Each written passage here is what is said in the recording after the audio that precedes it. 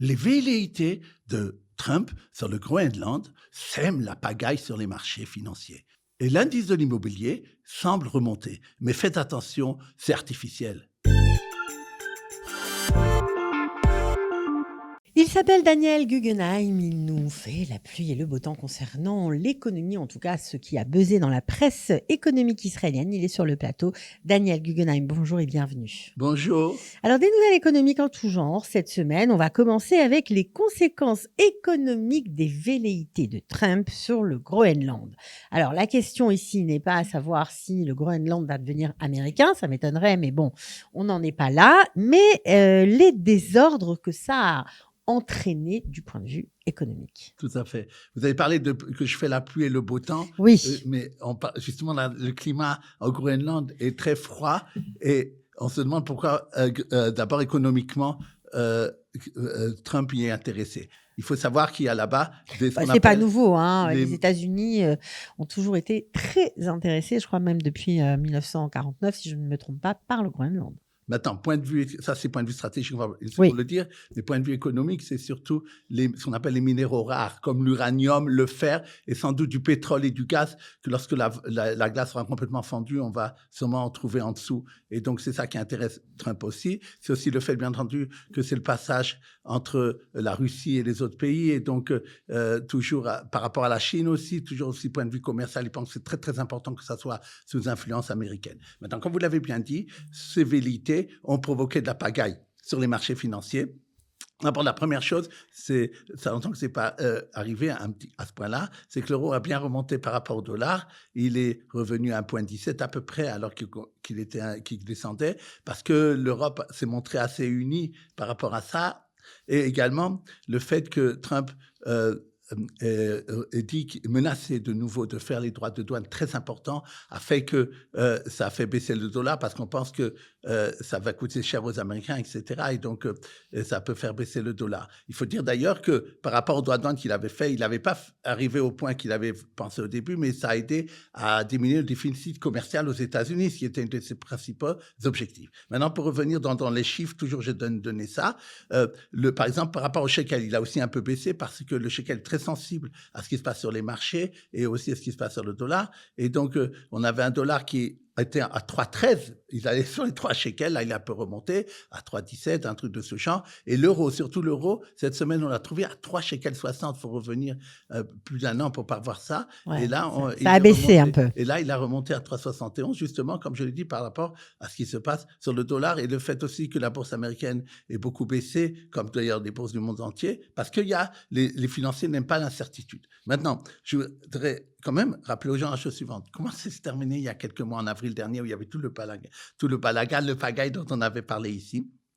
C'est que ça s'est terminé par le fait que par rapport aux droits de douane. Par rapport aux droits de douane, à partir du moment où Trump a vu que la bourse dévissait vraiment et que les taux d'intérêt sur le dollar, sur les obligations américaines commençaient à augmenter. Alors, il a pris peur et il a négocié très fort. Surtout par rapport à la Chine, il a été beaucoup moins dur que ce qu'il avait pensé. Par rapport à l'Europe, il a eu un peu mieux, quoi. Mais ça veut dire on espère que ça se terminera comme ça, sans moins de pagaille. Juste intéressant, une dernière chose, bien entendu, quand on parle de pagaille, l'or a énormément augmenté. $4 700 l'once. Quand on pense qu'il n'y a pas longtemps, c'était du 1000. On parle de $5 000 l'once cette année, c'est vraiment important. Et l'argent métal. Pourquoi c'est important aussi pour les Juifs? Parce que l'argent métal, c'est ça qui sert, par exemple, bientôt c'est Purim, n'est-ce pas? Et les Sfaradim, eux, ils veulent payer le shekel, un shekel pour les pauvres. D'ailleurs, je rappelle qu'à Staka Kalita, déjà, les gens peuvent donner, hein, s'ils ne sont pas obligés d'attendre la veille de Purim.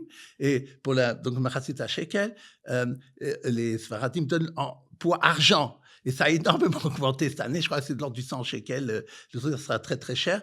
Donc, vous devrez donner beaucoup aux pauvres et sans doute aux pauvres soutenus par Kalita. Voilà. Et puis, on va quand même parler de la taxe demandée par Donald Trump sur le vin français. Enfin, il faut quand même préciser parce que bon, il a pas aimé les remontrances de Macron, Trump.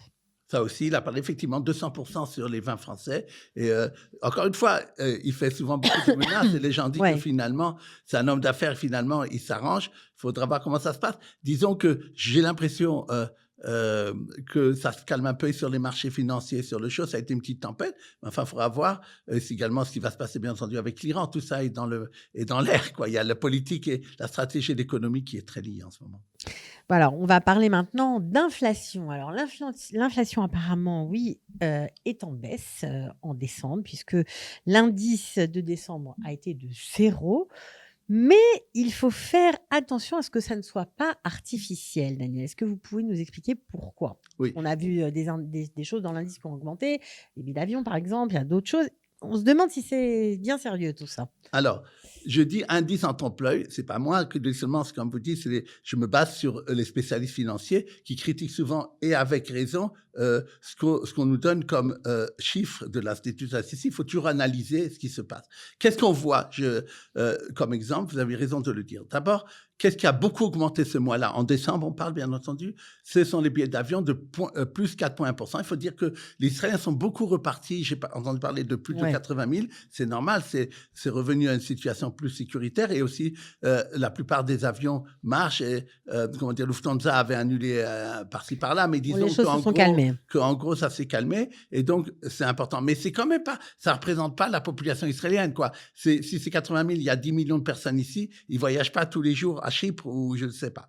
Maintenant, au contraire, la nourriture, ce qu'on appelle mazon, tout ce qui est nourriture en Israël, a baissé de 0,8% au mois de décembre, ce qui est important. Et donc ça, c'est l'inflation, toujours me dit ressentie, vous avez raison. Oui. Et d'ailleurs, si on regarde, je vois, il y a beaucoup dans les super, dans les choses comme ça, beaucoup de pubs en ce moment, ils essaient de faire baisser énormément les prix de beaucoup de choses. Et donc, on est assez optimiste, c'est-à-dire que normalement, on avait pensé d'ailleurs que l'inflation en décembre, l'indice serait négatif, il a été de 0. On pense qu'en janvier, il sera négatif. Parce qu'il faut rappeler que l'année dernière, janvier 2025, c'est le mois de la TVA. Maintenant, c'est passé. Et donc, on parle de moins 0,2%. On parle surtout d'une inflation fin janvier, c'est-à-dire qu'on aura le chiffre en février, qui sera de moins de 2% à l'année de janvier à janvier. C'est très important parce que c'est en dessous de l'objectif du gouvernement et ça permettra encore peut-être au directeur de la Banque d'Israël de faire baisser ses taux d'intérêt.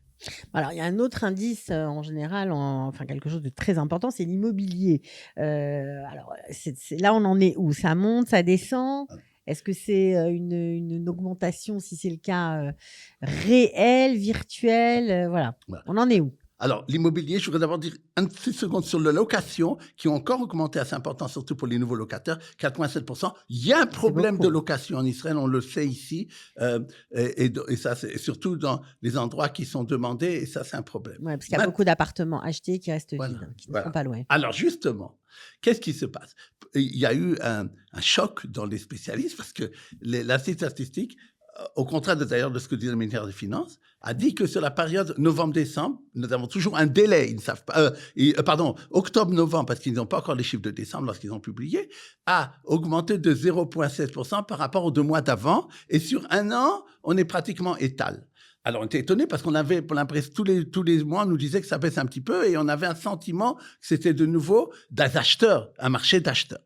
Alors, qu'est-ce que les spécialistes disent? Faites très attention au public, je parle en général. Ne prenez pas cet indice-là comme quelque chose de factuel, sans voir qu'est-ce qu'il y a en dessous. Par exemple, ils ont dit la chose suivante.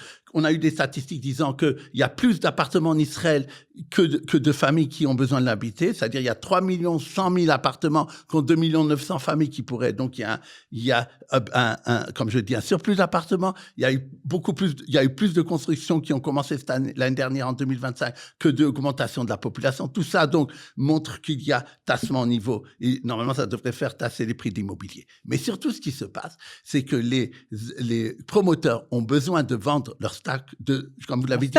Leur stock. Il y a combien d'appartements qui on parle même de 90 000. On parle de 90 000. J'ai vu des chiffres jusqu'à 90 000. Les derniers chiffres parlaient de 85 000, mais j'ai vu que ça en fait qu'augmenter. J'ai vu même 90 000. C'est énorme. Et qu'est-ce qui se passe? Ils veulent pas dire, la presse, ils veulent pas que les gens croient que les prix baissent. Et donc, qu'est-ce qu'ils font? Je vous donne des exemples de sociétés. Une, elle a dit, voilà, tu vas venir acheter chez moi quand l'appartement sera habité, pendant 4 ans, moi, je te donnerai 6 000 shekels. Ça aidera à payer la mashkanta, sûrement.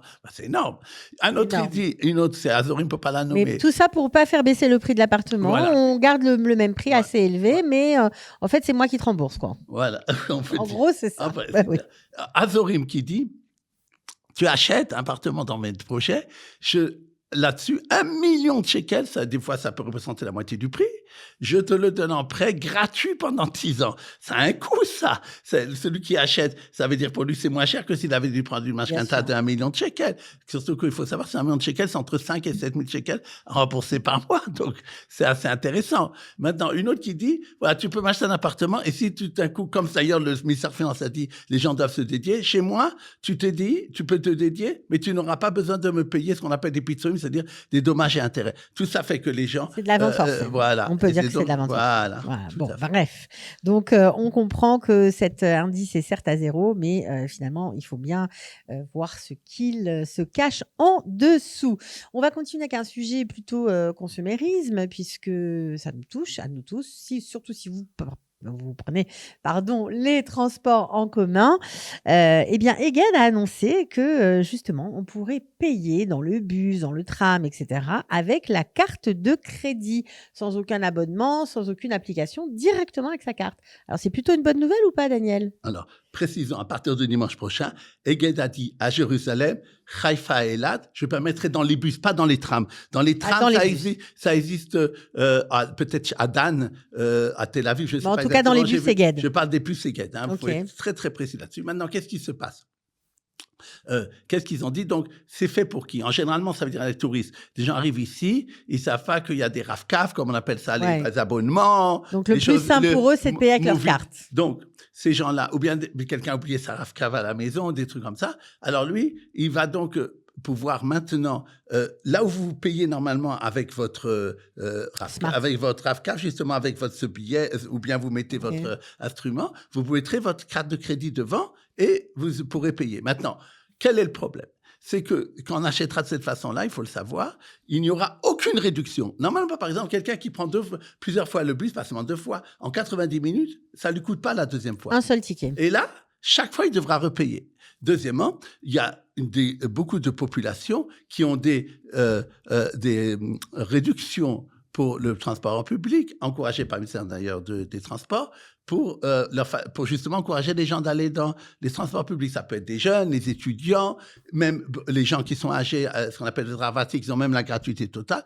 Et lorsqu'ils ont fait justement cette prouesse technologique après tellement d'années de nous permettre de pouvoir payer comme ça, ils n'ont pas synchronisé ça avec les réductions. Ouais, et donc, dommage. il faut le savoir que c'est quelque chose de luxe. En même temps, c'est vrai que c'est dommage, mais pour un touriste, voilà, c'est toujours mieux pour lui de prendre le bus que de prendre le taxi. Ça lui reviendra quand même moins cher. Ouais. Il sera surtout content d'être dépanné, de pouvoir payer sans passer par des applications, sans passer par un texte en hébreu, il ne comprend rien, ni en anglais. Bon, bref, c'est plutôt, moi je dirais que c'est plutôt pratique, même pour les touristes. Évidemment, ça coûte plus cher, mais bon, c'est la vie. On termine avec le nouveau plan d'urbanisme pour Tel Aviv 2035. Apparemment, la ville va s'étendre. Donc, on voudrait savoir quelles sont les nouveautés, Daniel. Effectivement, le plan Tel Aviv 2035 a été officiellement déposé cette semaine.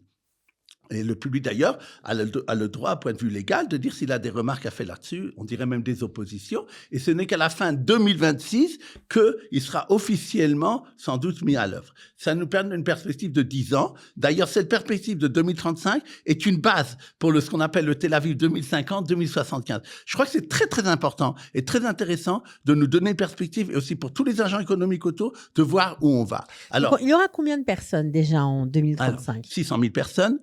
Imaginez qu'il y aurait là-bas 3 lignes de tram au lieu de une à l'heure actuelle. Okay. Donc, c'est doublement, c'est quelque chose d'intéressant. Qu'il y aura en plus 57 000 appartements qui vont être construits, ce qui représentera 17 millions de mètres carrés en plus. Donc, une partie sera pour le logement et une partie pour les bureaux. Il y aura des quartiers entiers qui n'existent pas maintenant, comme Sdedov, qui existeront dans 10 ans.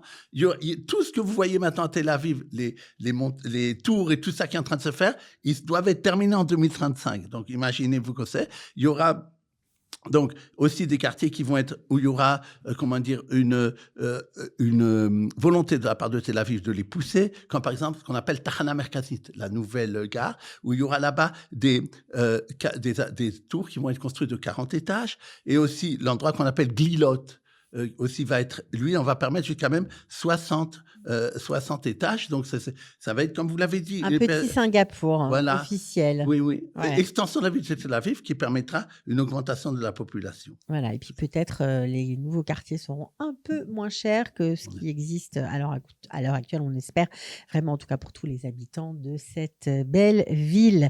Alors, pas de start-up aujourd'hui, Daniel? Ah, Quand même, vous n'allez pas nous laisser comme ça. Ah, vous êtes formidable, vraiment.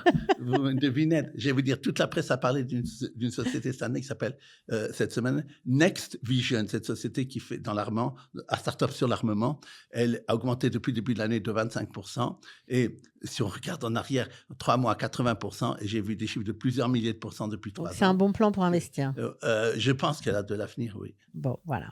On est obligé d'avoir un petit conseil avant de se quitter. Voilà. Et merci pour toutes ces infos, Daniel. Avec plaisir.